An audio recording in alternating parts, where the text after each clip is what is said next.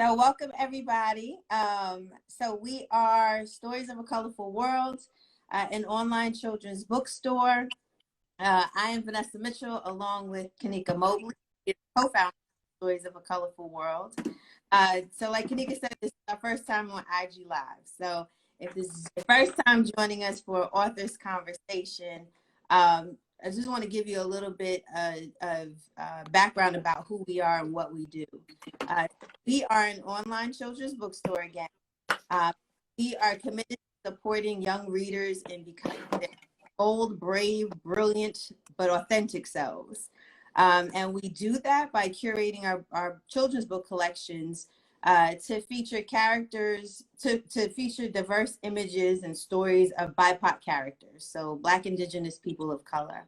But more specifically, we want to carry books that are written by BIPOC authors. So we all know the diverse representation in literature and in children's books matters, but it's not just the images that matter. It's also the authentic voices behind the characters and the stories that are important. So tonight we are super excited to have one of those authors with us. And so we are joined by Mélina Mangal. And Mélina is the author of Jaden's Impossible Garden. So thank you, Mélina, for joining us and accepting our invitation for tonight's conversation. Thank you so much for having me. I'm really excited to be here with you too. This is wonderful. Awesome. And so we won't waste any time, and maybe I'll just kick it to you just for you to tell us a little bit about yourself, but just some background about who you are. Yes. Well, my name is Mélina Mangal, and I'm an author. I am also a school librarian. So I work in an elementary school as a library teacher. So I see all the students in my elementary school every day, not everyone every day, but I see the whole school. And I teach library skills. So I teach how to do research and how to appreciate literature and how to understand the difference between fact and fiction and what is a fact. That's a big skill that a lot of kids need to learn these days, and adults. And so I come across a lot of books. I love books, and I am always looking for new books to share with my students and to find books that reflect their lives and that reflect the way they look and who they are. And so that is also why I write children's books, because I've seen holes in the collection and holes in what's available. And I also just want to make sure that students are able to have the kinds of books out there that give them new ideas and give them ideas where they can imagine themselves in different situations and different with different possibilities. So being a librarian helped me decide that I wanted to become a children's author, but it's something that I've wanted to do for a very long time. I just didn't realize exactly who my audience was initially. I love it. So being a librarian and being surrounded by books, what would you say was your like earliest memory of like being a reader or a writer or just really, really enjoying books? Yeah, interestingly, I don't have a lot of really early memories of specific books. There is one that comes to mind, and it was about a goose. And I'm a little bit older. It's a book that probably a lot of people would not know about, but it was about this goose named Petunia. And I really connected with that book because where I lived, we walked past on our way to school, a house. It was a trailer that had a pet goose. And that goose would chase us on our way to school. It was a mean goose. And so that was a book that really stuck with me because, Silly Goose also was just kind of a funny story. But when I was younger, I was a good reader, apparently. So my mother tells me I read. I just don't remember specifically a lot of the titles. Nothing really jumped out at me too much. I did read some of the series books like Mysteries when I got a little bit older, but I don't remember becoming a reader with a capital R until I was moving into 6th grade. And that's when my family moved from out in small town, Midwest, to the big city of St. Paul, Minnesota. And we were in walking distance to a library. And that library was just fascinating for me because it had amazing books, biographies, all kinds of books that I hadn't seen about people who look like me, African Americans, biracial Americans, just all kinds of people. And that's where I discovered Langston Hughes. And I read his autobiographies, The Big C and I Wonder as I Wander. And I was just amazed because here was this man back in the 20s and 30s traveling the world, writing poetry. And I just thought, wow, I want to do that. That sounds like fun. But also, he opened up this world to me of poetry. I had been interested in poetry a little bit before that, but just he really opened up the world to me through sharing his life and his autobiography. And that was the summer before sixth grade because we moved and I didn't have a lot of friends in that in this area. I had just moved, and so the library and books were my friends. And that's when I really became a reader. And I read so much that summer, kept reading, and that really planted the seeds for me becoming a writer. It was just a possibility. I thought, this would be fun. I didn't know anyone who really did that for a living though, and it didn't seem real or attainable. And so I did start writing a journal, and I kept writing in a journal off and on all throughout high school and college. But it wasn't until after college that I thought, I really could try and write stories or write something and see what becomes of it. And that's when I started taking more serious writing classes and actually getting published. So it's been a long road, but it really started with those early, around middle school times, really finding books that resonated with me. And what was it about children's books? So I know you have a variety of books that you've written to date. So what spoke to you about children's books and wanting to get into that? Yeah, good question. I started off writing more reflective works, and that my first work that was published was a journal entry. But what happened was it was published in a collection of other Black women's journal writings, and the people in it were, let's just say there were some really big names like Audre Lorde, Alice Walker, and I was stunned because my piece was not polished at all, and the others were, and I thought, how did this happen? And I was actually kind of embarrassed, and I thought, I really need to work on my craft more. So that's when I really dove into classes, and at that time I was living in North Carolina, and so I became involved with the Carolina African American Writers Network and Collective, and I focused on poetry, and I really enjoyed that. Poetry is my first love, but at that time I also started working in elementary schools, and I originally thought, well, I'm going to be a poet. I'm going to publish poetry and go to poetry readings, but seeing and becoming more immersed with children's books and with kids really opened up my eyes to the need, but also to the fun of children's books. Picture books are illustrated, and they're beautiful. There are some amazing illustrators out there who really bring your words to life and who add a whole other dimension to a story. And often they can help tell a story within a story or tell a totally different story. So that combination I thought was fascinating. I love picture books now. Like I said, I didn't remember too much when I was a kid, but there's so much more that can happen in a picture book now than used to be able to happen. So that, and then seeing my students and seeing what needs they have, and how if you don't have a book that sparks their interest or gets them fascinated, they just may not be interested in reading. And I think that is so important, and it's such a fundamental building block to everything else that we learn down the road. Just being able to read and getting hooked early on. So that really made me want to write for children. And it wasn't so much I'm going to write for children, it's just the stories that really came to me too.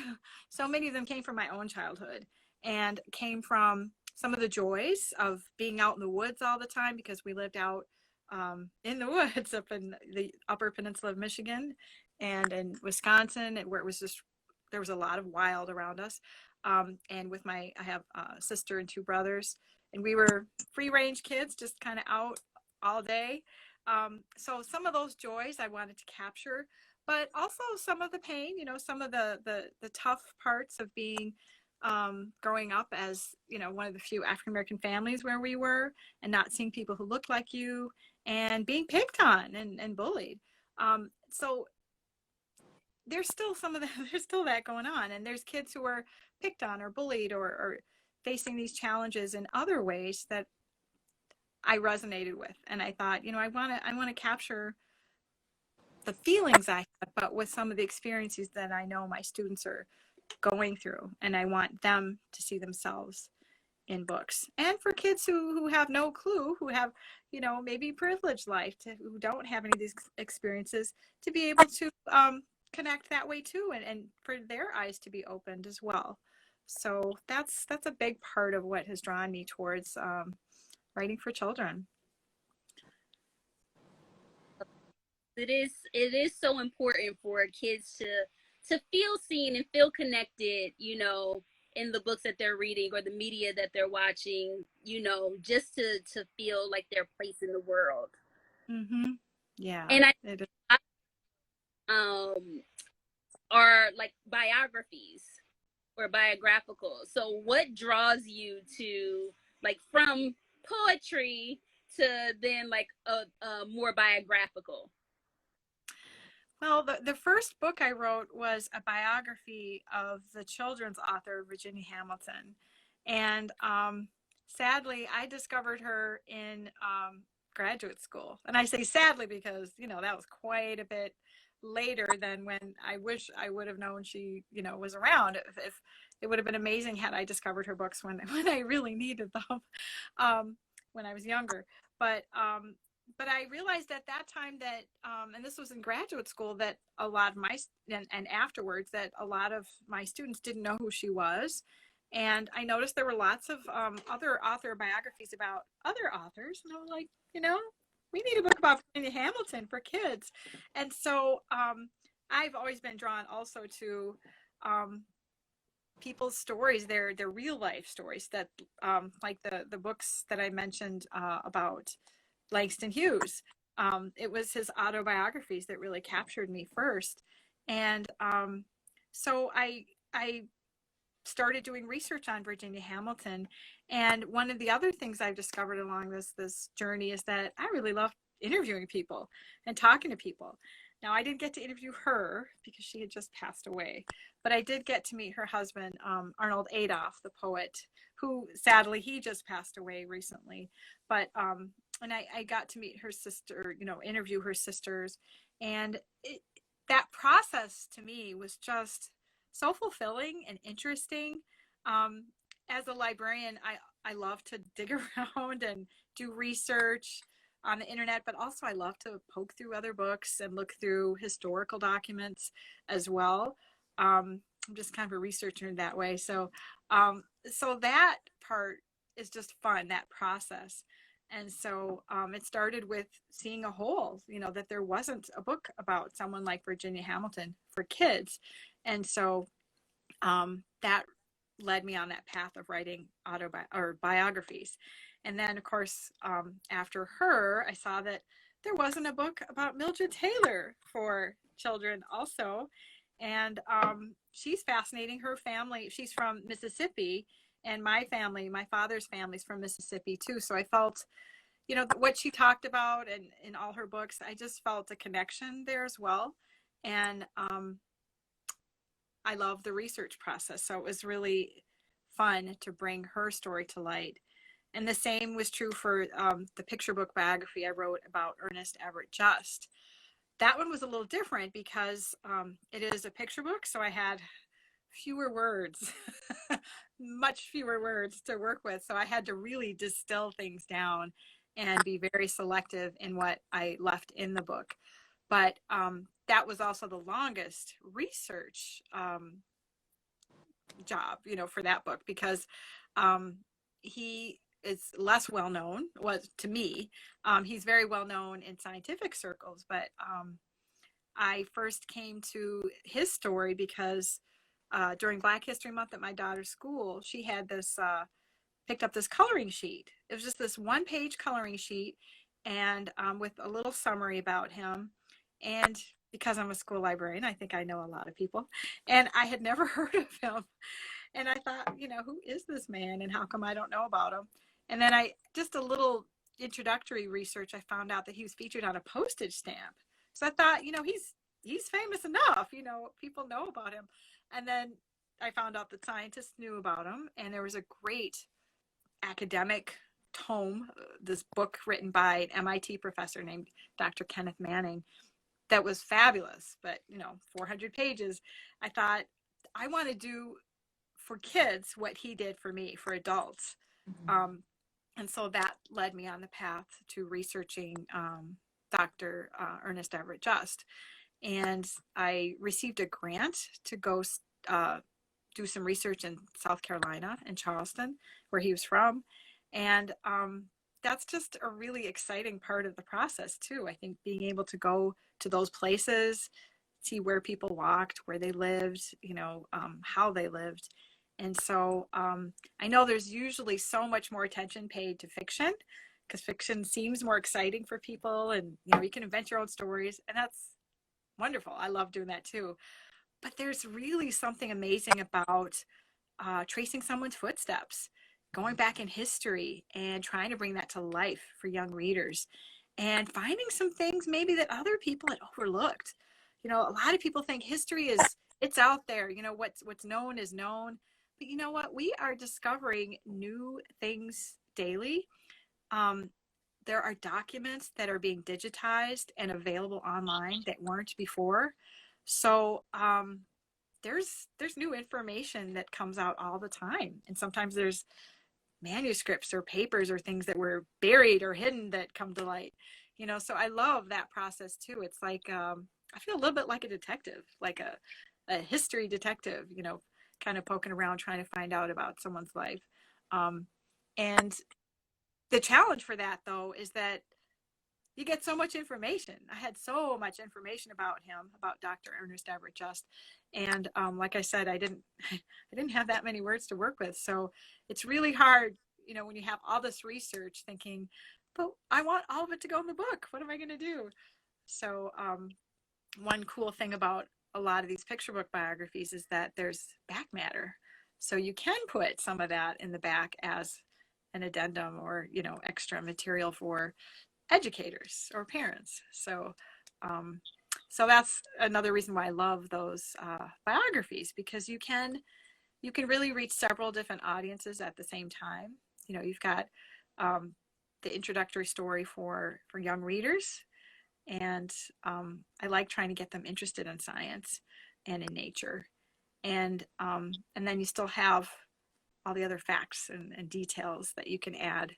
Not all of them, but many of them you can put for educators to help give them some more background into this person's life, and maybe other ways that they can use the book in the classroom or, or at home.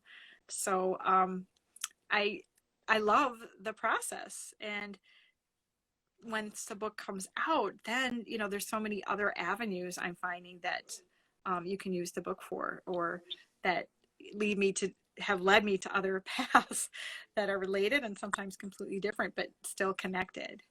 So yeah, it's been really fascinating. And I think it's a lot of fun to write for kids, and when I keep that in mind, that really helps drive, future projects as well. Yeah.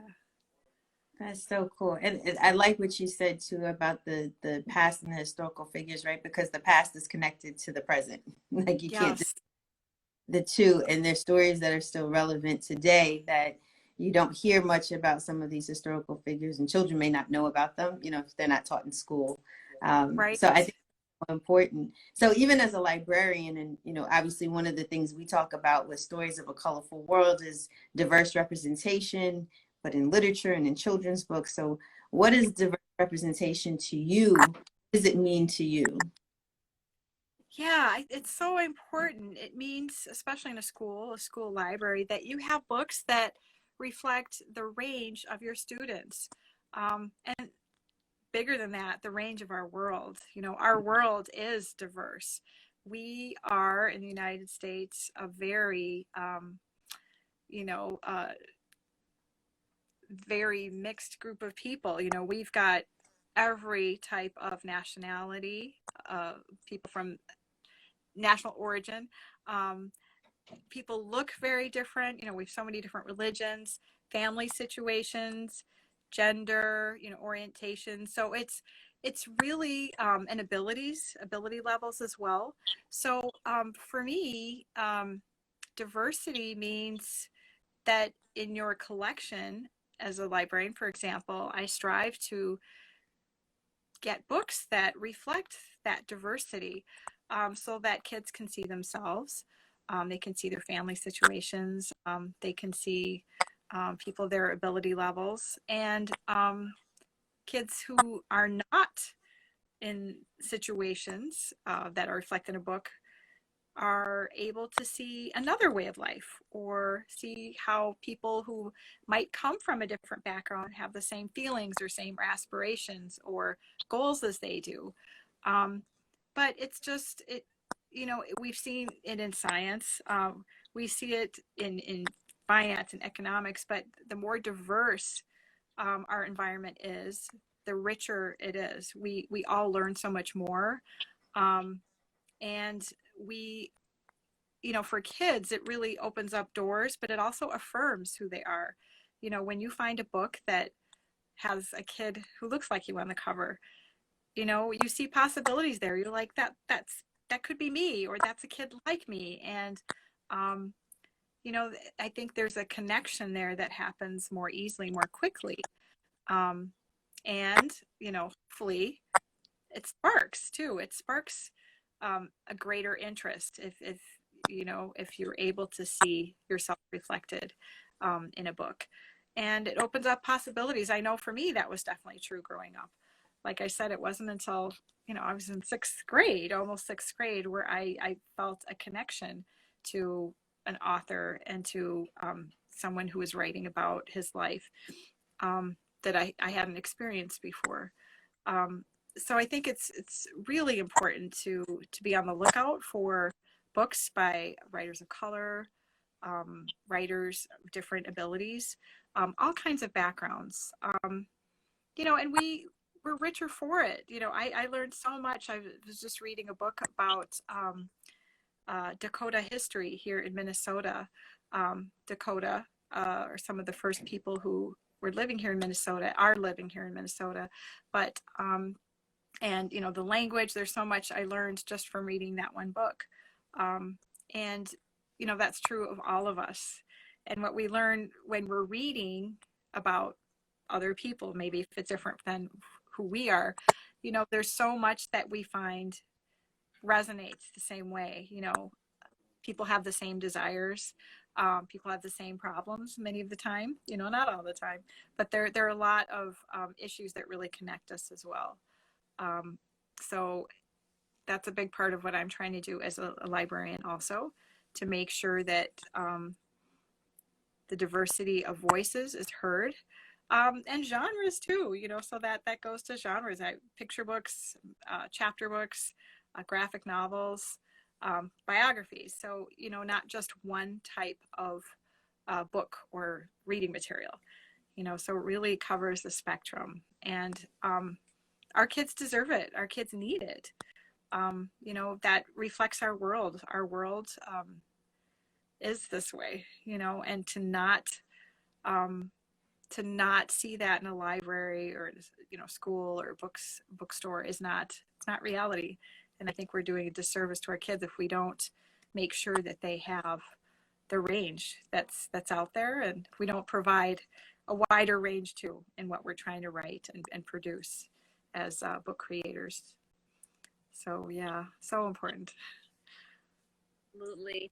I think so. We just did a blog post about like the lack of children's books featuring like characters of color, like out in nature, really just enjoying nature for nature.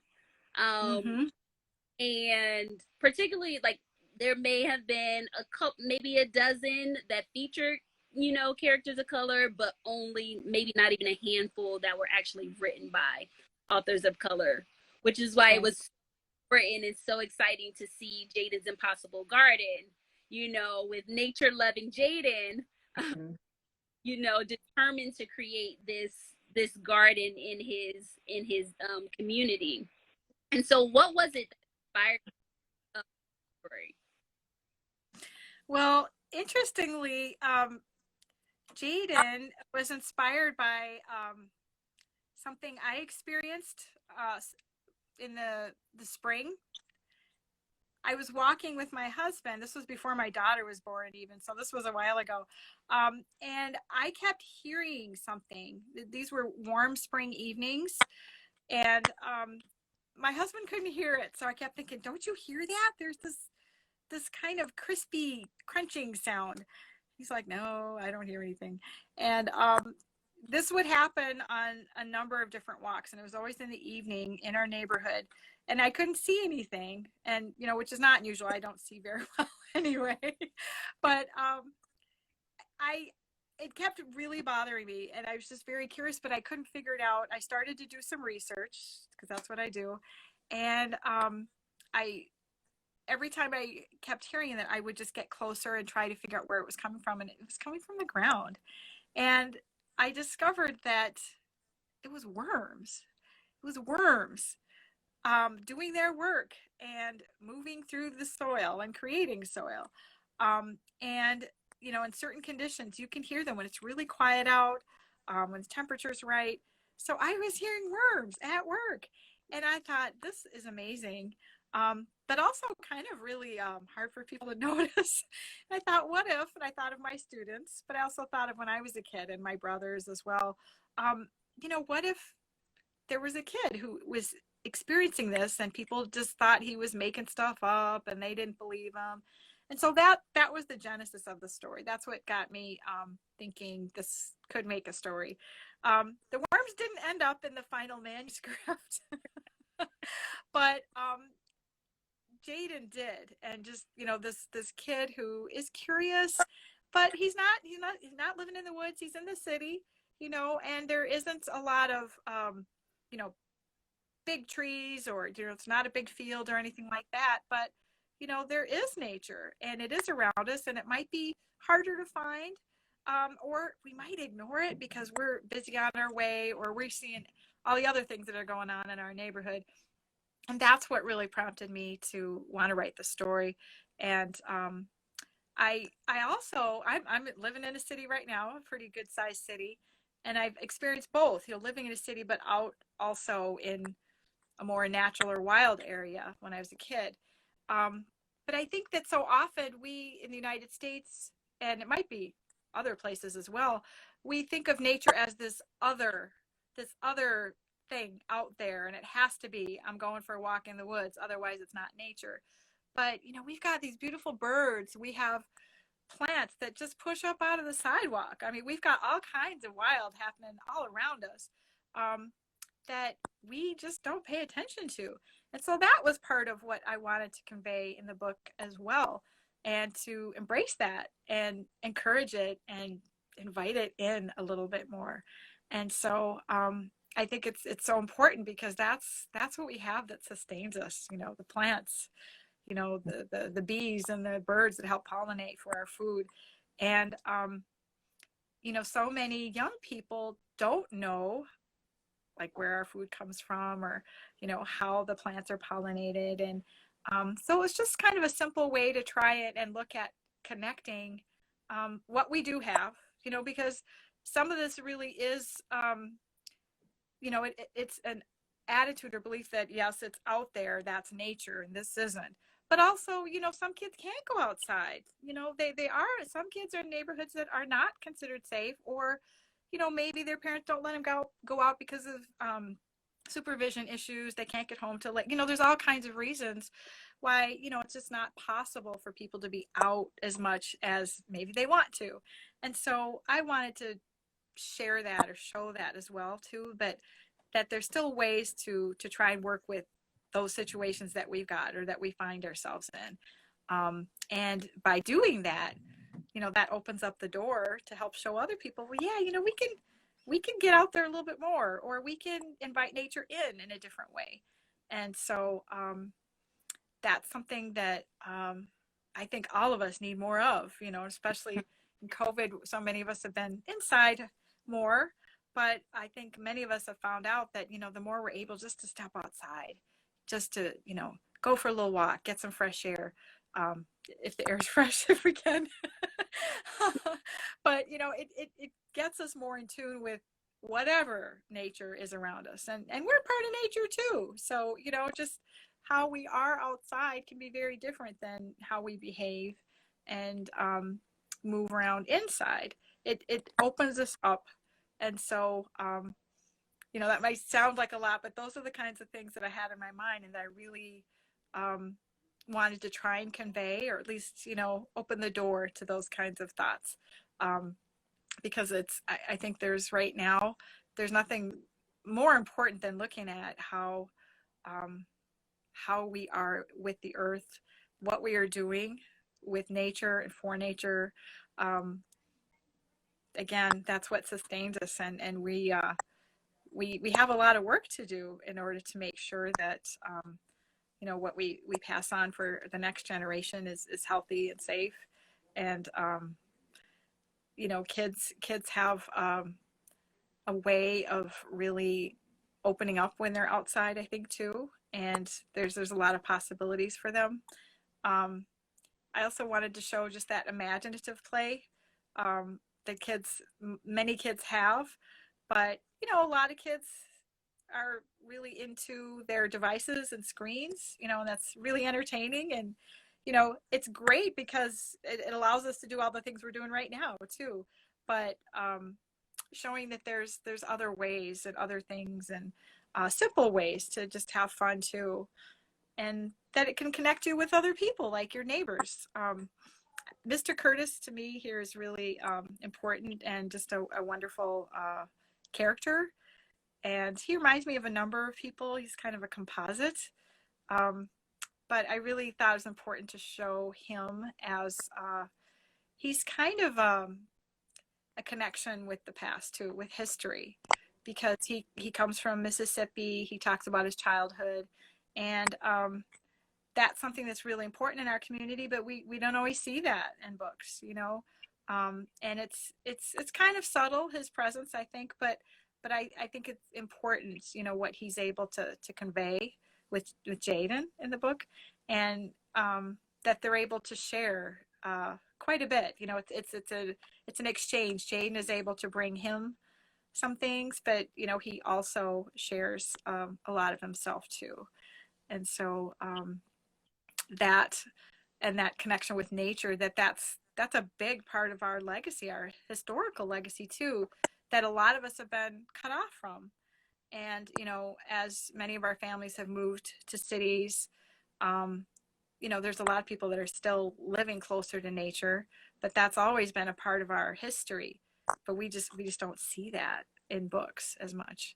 And I think that's really important to try and convey. So that's a lot of stuff I'm trying to convey in one picture book, but the way I look at it, it's just an introduction. If I can get some of these concepts through, then it's just an introduction. So at least it'll open the door to more. And I think a lot of that comes through. I mean, I think what spoke to me about the book was definitely there's nature everywhere, right? Originally from New York and then coming to Georgia, I hear nature probably more than I ever paid attention to when I was in New York. But the different birds and the crickets, and you hear noises you never quite heard before.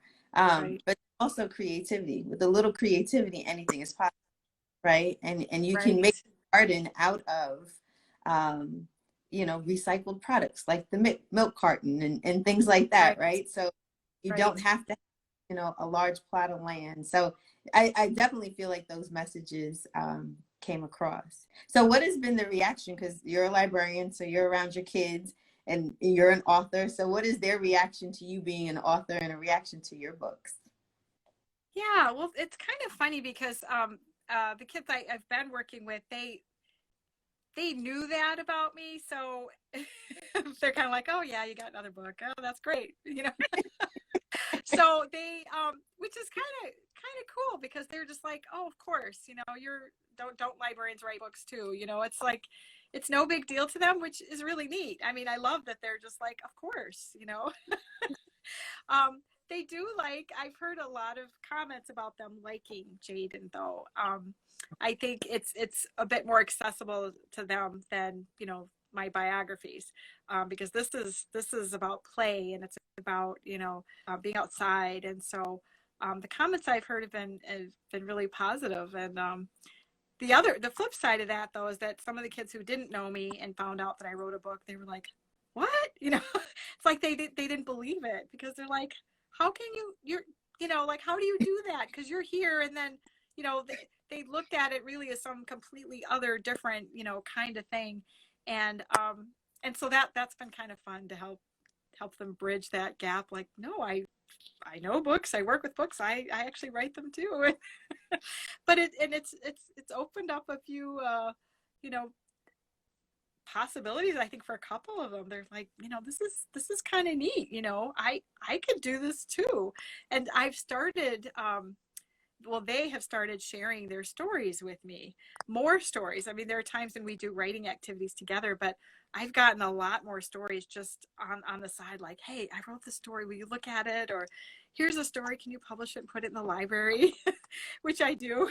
So that's been fun too. It's just, getting many more stories from them. So, and having them just think, well, yeah, I'm just going to go write a story too then. If you do that, I can do that. So, Mm-hmm. Mm-hmm. and that's great. I tell them, we need your stories. We need more. And your stories will be different than what I would write. Each one of us would write something different. So I encourage that. And it's fun to see what they give. I'm getting a lot of graphic novels for sure too. A lot of them are really into illustrating. So Yeah.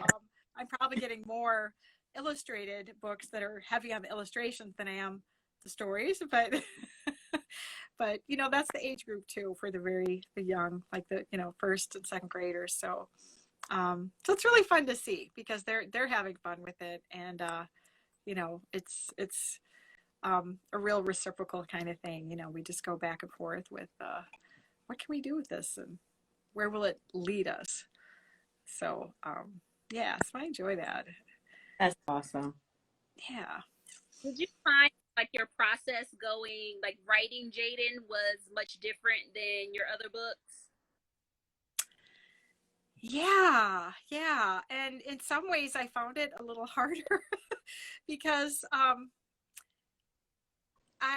so used to writing facts and doing research and really trying to stick to, well, this is what happened and in chronological order, this happened, then that. But with Jaden, yeah, I really had to focus on story. And, that's a lot of fun, but it also took a lot more working and reworking. And I don't know if it was more, but going at it in a different way. And there's a couple people who shared some really great ideas with me, like Christina Gonzalez, Maya Christina Gonzalez had shared with me the story mapping technique, which really helped me. And she had looked at an earlier draft as well. And, I learned a few other tools like that to help me focus in on what the main trajectory of the story was or should be. And I found it, I found myself getting a little bit bogged down into, well, it has to happen this way. And then I thought, this is fiction. I can really do with it whatever I want to. And that, kind of opened the door because I was stumbling over over it a few times. And of course, because I love to do research, I did some research too on, like the plants that are in there and some of the other animals that are mentioned. So one thing that is always tricky for me, and this is why I'm a librarian too, is because I like research. I mean, it can be really distracting. So I can safely say that many of my projects take longer probably than they should, because I start, going off into other tangents and spending more time researching than I should. But I enjoy it. So yeah, the process felt a little different because I wasn't focusing on facts and trying to get things right. I just, it really brought home how important story is, and sticking with a narrative arc, that keeps the characters true to, who they are and what they would say. But a nice part of this process is when you're working with an editor, with the publisher. I worked with a really good editor who asks really good questions, really helped me rein in the story in a couple of places, and really helped it be the best that it can be. And so with a picture book, that collaborative process, I think, is really it's really fun. It can be frustrating, I suppose, at times for some people if someone is suggesting you make changes that don't, that you weren't prepared to make. And I did have to make some changes, but that I think ultimately makes the story stronger. And so this publisher, Free Spirit, and it was collaboration with Strive. It's an African American publisher here in Minnesota, and Free Spirit. And it was interesting because with this book, I actually, they gave me a bit of say into what I had in mind for the art. And I am not an artist. I'm not really good visually either, but it was really nice to be asked about what I envisioned for the art and what kind of style, or what kind of, what kind of a feeling I had in mind. And ultimately, there's an art director and the editor. They chose the illustrator, Ken Daly, and he just did amazing things, I think, with my words. I'm just surprised at just how wonderful it looked. And I couldn't have imagined it to be as good as I think it looks. And it's just so colorful and vibrant. I think it really captures what I was trying to convey. And so I think that to me is really kind of magical, So I love that process of, these editors, and my editor's name was Allison Benke, really being able to take some of what I was hoping and then, find this amazing illustrator who could do that. So yeah, that's another part of that process that I think is pretty amazing. And I've heard from other people who are not as excited about that. Like they, want to write their book and they just want it to be theirs and not have to worry about working with other people. And, I can understand that too, because there's a lot of people you work with, but I think it's that diversity piece too. You get different opinions, and I think it really can make your work stronger.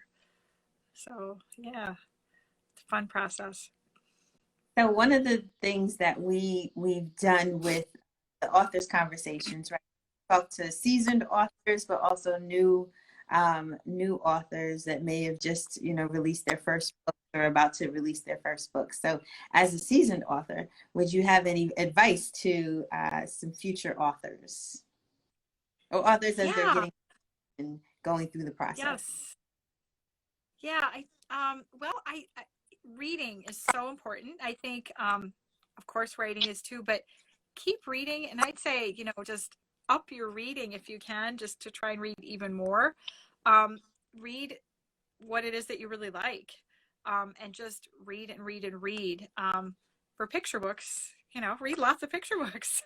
And, I know there are people who are like, oh, somehow seem kind of embarrassed to be reading picture books, but picture books are fantastic. And, we call them everybody books in the library because everybody can read them. Even if you can't read, you can look at them. But really pay attention to how the book is put together. Look at the page turns. Look at how many illustrations are on the page, and how the words are broken up on a page. And dig deep and really spend some time enjoying the book, but then also going back and reading it more critically, and read it aloud. When you are writing for children, especially if you're writing something that you intend or you think could be a book that's read aloud to children, read your work aloud, and read it aloud and record yourself reading it. And that's something that I wasn't doing, but I just took a workshop with the writer Drew Lanham, who writes about nature a lot. He's a big naturalist. And that's something he had us do. And it really is kind of revealing, if you don't do it often, or if you haven't done it at all, to hear yourself reading your work, because you can really hear where you have some problems that you need to fix, where your words are redundant or repetitive in a way that maybe you didn't intend, where where it's cumbersome or kind of clunky. So really listening to your work and reading your work aloud is very helpful. Just read. I just can't stress that enough. Know what's out there and know what really you like and why you like it. Really trying to take things apart. Is it the sound of the language that you like, or is it the surprise in the story, or just the characters and the way they're conveyed? But I think that's super important. And then, of course, writing as much as you can. I think whenever you can is really key. Like so many people, many of us are working one or two other jobs, and we're parenting, and life is very busy. And it isn't always possible to have, a specific time or, perfect schedule where you've got, this writing time. But just take 10 minutes, put a timer. I've really become a fan of my timer, put the timer on and just give yourself 10, 15 minutes and just write for that time, and congratulate yourself when you do that, And I think early on, when you have a project or something that you want to write, just get it out. Just whatever it is, all of it. Don't even think about it. Just kind of splatter it all on the page.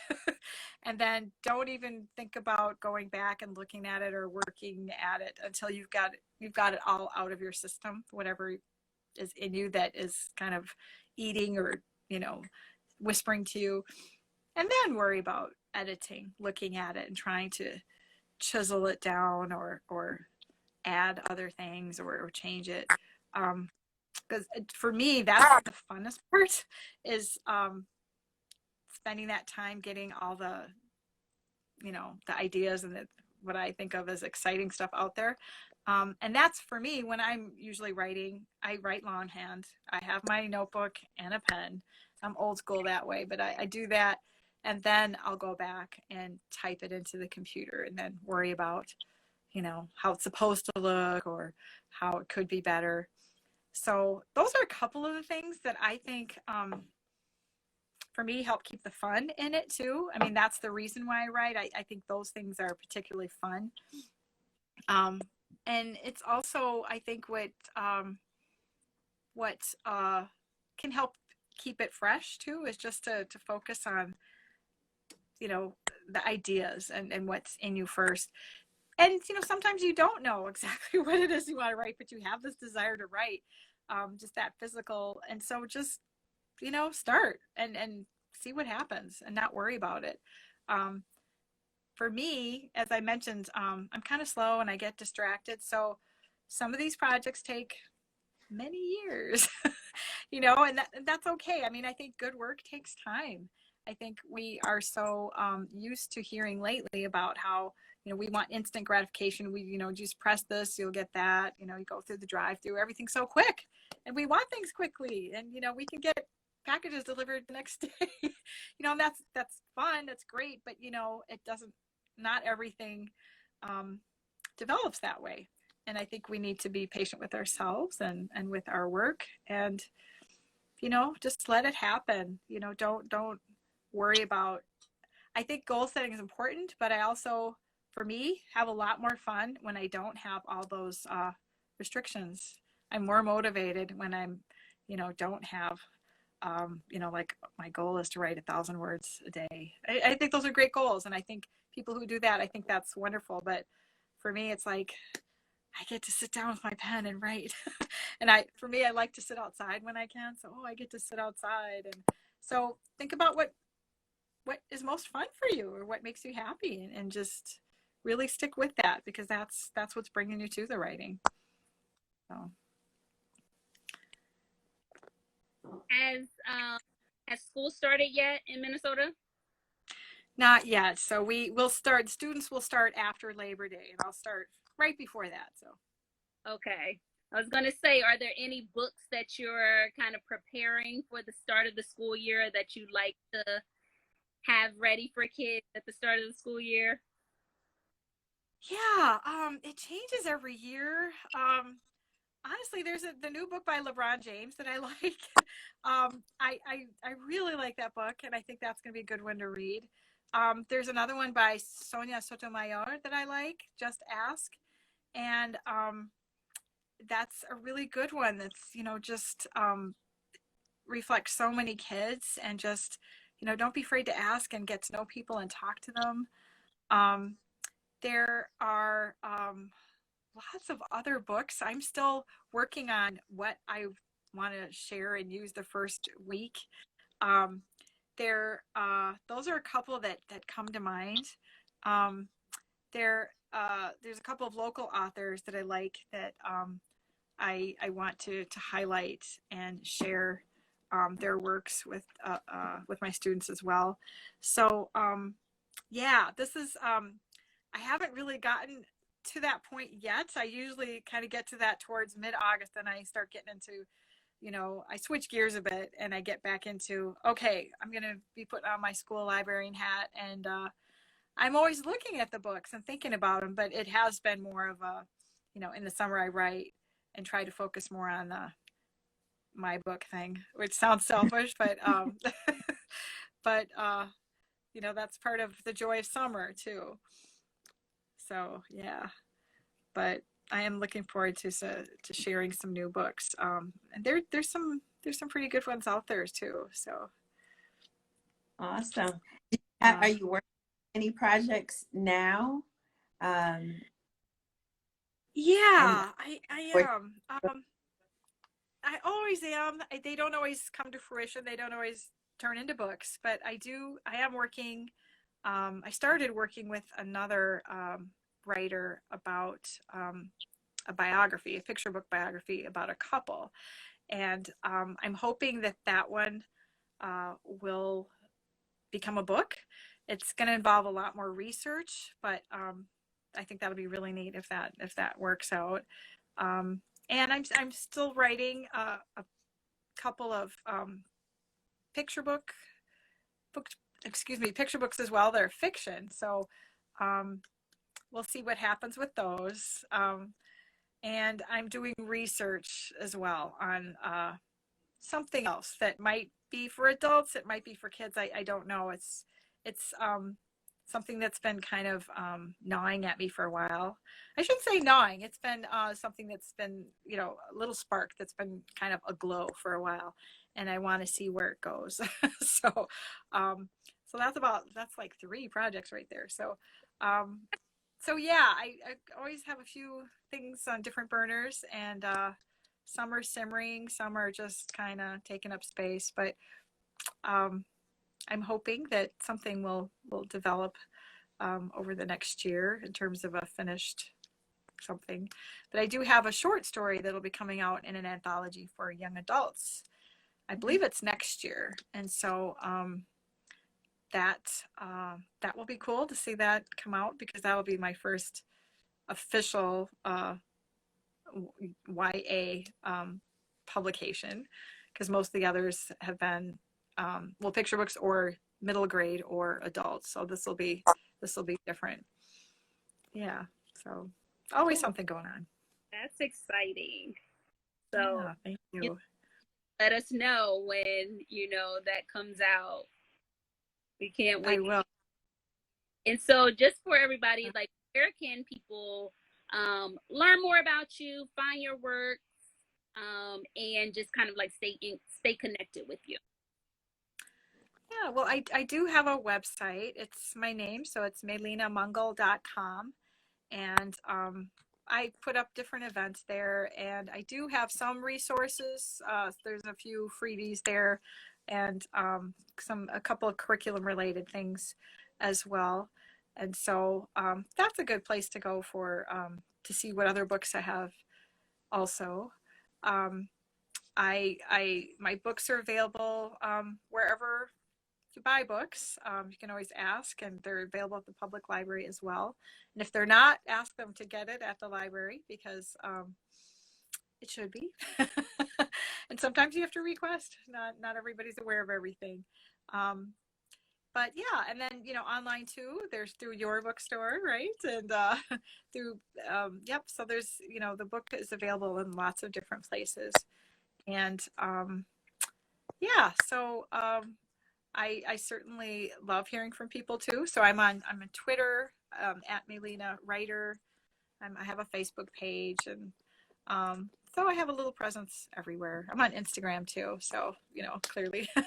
But yeah, so I'm not as active as some people, but I try to connect with people when I can. So yeah. And we'll make that we, add your information to the comments and also on our website, to make sure that people can continue to stay connected to you. Make sure that they hear about other works that are coming out. And we're really excited, and hope that everybody checks out Jaden's Impossible Garden. Yes. Great. Yeah, thank you. And thanks so much for having me here and for your time with these questions. And I really love what you're doing, with your shop, and just what you're, trying to highlight. So it's amazing. Glad to be part of it. Thank you so much. And thank you for being our first IG Live. That wasn't Yeah. I'm excited. I'm glad it worked out. So, So we want to thank Mélina Mangal again for joining us today.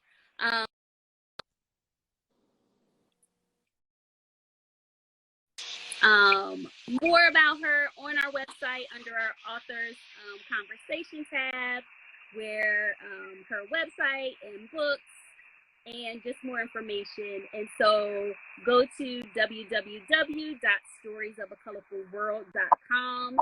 There you can also join our newsletter and get updates on what's going on with Stories of a Colorful World. We are always having in-person events. So we want to thank everybody who came out last week to the Atlanta Indie Market in Atlanta at the Apex Museum. So many great books got into homes of amazing families. And we'll also be in Brooklyn this Saturday. So August 7th, we'll be in Brooklyn with the Decatur Block Association. They're having an amazing block party on Decatur Street in Bed-Stuy, Brooklyn, between Saratoga and Howard. So come on out. We'll be out there. We'll have a lot of great titles. So again, that is Saturday, August 7th, between 1 and 4 on Decatur Street, Bed-Stuy, Brooklyn, between Saratoga and Howard. So thank you for everybody who joined us on IG tonight. Thank you again, Mélina, for joining us. And All